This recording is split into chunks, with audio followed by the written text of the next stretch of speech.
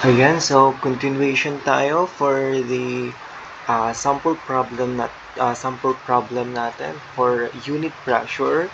So nandito na tayo sa sample problem number 26. So ito yung problem. Basahin muna natin. If the pressure in a tank of oil, specific gravity is equal to 0.80 is 400 kilopascal, what is the equivalent head? So number 1, pinapahanap sa atin in meters of oil. Number 2, in meters of water. And number 3, in of mercury. So isulat muna natin yung given. So may given tayo na oil, which is meron siyang, so given, sulat muna natin. Given. So dito na lang sa taas, sulat natin given. So meron tayong oil, merong pressure tank.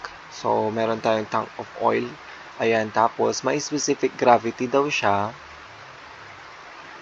Specific gravity or SG na lang, sabihin natin SG. So SG ng oil is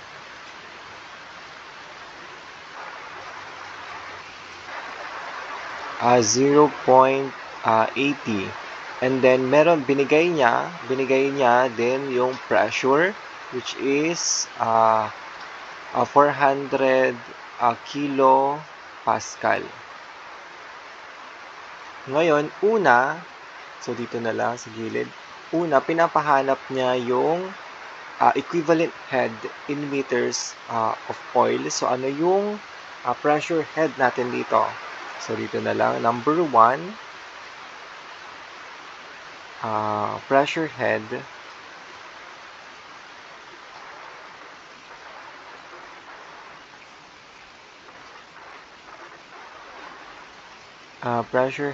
of oil. So ang formula natin dito, so from formula P, or the pressure, is equal to gamma H, di ba? Gamma H. So given tayo ng pressure, ang hinahanap is pressure head, itong H. So 400 kilopascal, or palitan natin yung kilopascal ng kilonewton per meter squared, is equal to gamma, which is yung unit weight, 9.81 kilonewton per cubic meter times specific gravity ng oil, which is 0.80. Ayan. Times, ito, yung H. Ayan. So, yung H, yan yung pressure head natin, is equal to, ayan, so 400 kilonewton per meter squared divided by 9.81 kilonewton per cubic meter times 0.80. So, 0.80, ayan, maka-cancel tong kilonewton. So may matitira na isa na meter. Ayan. So, H, or the pressure head of oil, so compute natin, 400 divided by 9.81 times 0.80. Ayan, so 50. Yung sagot is 50.968. So, saan na? 50. Yan. 50.968 meter. Yan. Yan ngayon yung pressure head or equivalent head ng oil in meters. So, yan yung sagot natin for number 1 na pinapahanap.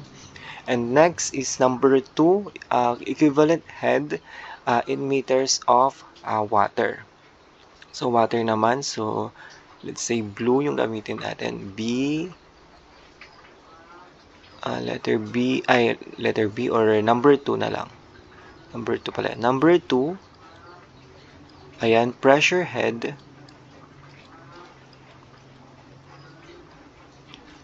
Pressure head of water. Ayan. So, water. Ayan, P. Pwede natin gamitin yung ito, P. Pwede natin gamitin P, pressure, times gamma H. Yan, pwede rin natin gamitin yan. So, 400, ulit, 400 kilonewton per meter squared is equal to gamma ng water, which is 9.81, or the unit weight ng water is 9.81 kilonewton per cubic meter. Times specific gravity ng water is 1, ayan. Or pwede natin hindi na ilagay din, ganyan, okay na yon. 9.81 na lang times yung H, ayan, so makukuha na natin. So H, yan, so makakancel to, cancel, so may matitira na isa na meter. So H, or the pressure head of water, is 400 divided by 9.81 is equal to 40.7 774 meter. Yan. So, yan yung sagot natin for the pressure head in terms of water.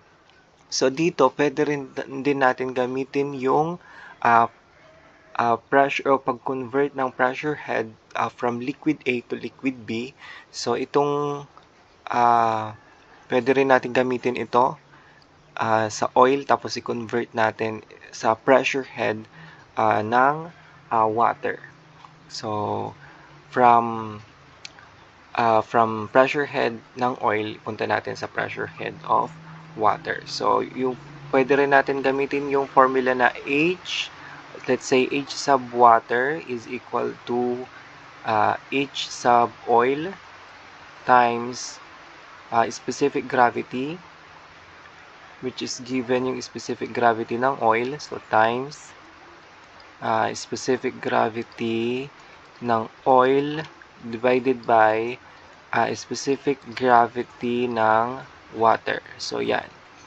So, H sub W is equal to, so ito yung pressure head ng oil, 50.968 meter times yung specific gravity ng oil is ito, 0.80. And then, the specific gravity ng water is 1, diba? So, yung magiging pressure head natin in terms of water is 50.968 times 0.80 divided by 1 is equal to 40.774. Ayan. 40.774 meter.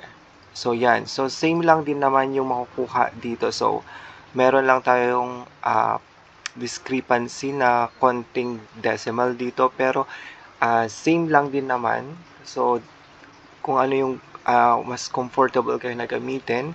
So, ito, pwede rin to yung pag-convert ng pressure head from liquid A to liquid B, pwede nyo yung gamitin. So, ito, H sub W is equal to sub oil times specific gravity ng oil divided by specific gravity ng water. So, ito, pwede rin gamitin yan. And then, ito, so, pwede rin gamitin yan. So, saan kayo mas madadalian, yun yung gamitin. Okay? So, parehas lang naman, magka-come up din lang naman sa same na answer. So, number 3 na tayo.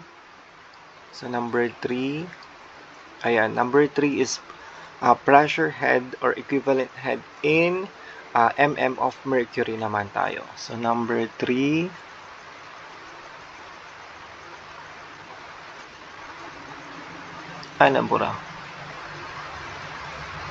nabura siya. So, ito number 3, pressure head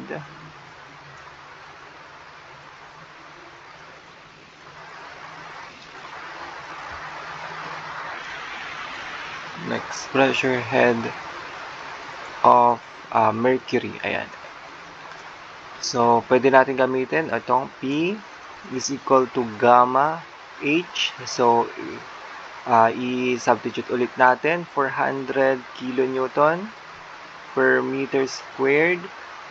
Gamma H sa ano na to, 9.81 kilonewton per cubic meter times yung mercury natin, 13.6, and then the H or the pressure head ng mercury. So H now is equal to, so in terms of mercury, so 400 divided by 9.81 times 13.6. So ang magiging pressure head natin is 2. So maka-cancel to, maka-cancel yan. So meter ang matitira. So 2.998. Ayan, 2.998 meter. But yung hinahanap sa atin is mm.